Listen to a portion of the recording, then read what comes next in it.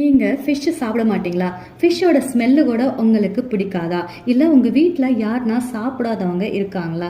தென் அப்படிப்பட்டவங்களுக்கு நான் செய்ய போற இந்த ஃபிஷ் ரெசிபி செஞ்சு கொடுங்க. நீங்களே ஷாக் ஆயிடுவீங்க.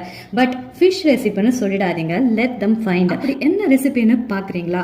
இதை சொரப்புட்டுன்னு சொல்லுவாங்க. சொர மீனை நல்லா கழுவி பாயில் பண்ணிக்கோங்க. தென் அதோட தோலை உரிச்சிட்டு நல்லா பிசைஞ்சுக்கோங்க. நல்லா பாயில் ஆனதுனால முள்ளு கூட சாஃப்ட் ஆயிடும். அதையும் நல்லா பிசைஞ்சு எடுத்துக்கோங்க. அதுல டர்மரிக் பவுடர், மசாலா காரம், கரம் மசாலா, சால்ட் தேவையான அளவுக்கு போட்டு நல்லா பிசைஞ்சிடுங்க. ஸ்டவ் ஆன் பண்ணி பேன்ல ஆயில் விட்டுக்கோங்க. தென் பொடியா நறுக்கினா ஆனியன் அண்ட் கிரீன் சில்லியை ஆட் பண்ணிக்கோங்க. கொஞ்சம் வதக்கின அப்புறமா ஜிஞ்சர் கார்லிக் பேஸ்ட்டும் ஆட் பண்ணிக்கோங்க. அதுக்கப்புறம் மேரினேட் பண்ணி வச்ச ஃபிஷ்ஷை இதுல ஆட் பண்ணிக்கோங்க. நல்லா மிக்ஸ் பண்ணிக்கோங்க.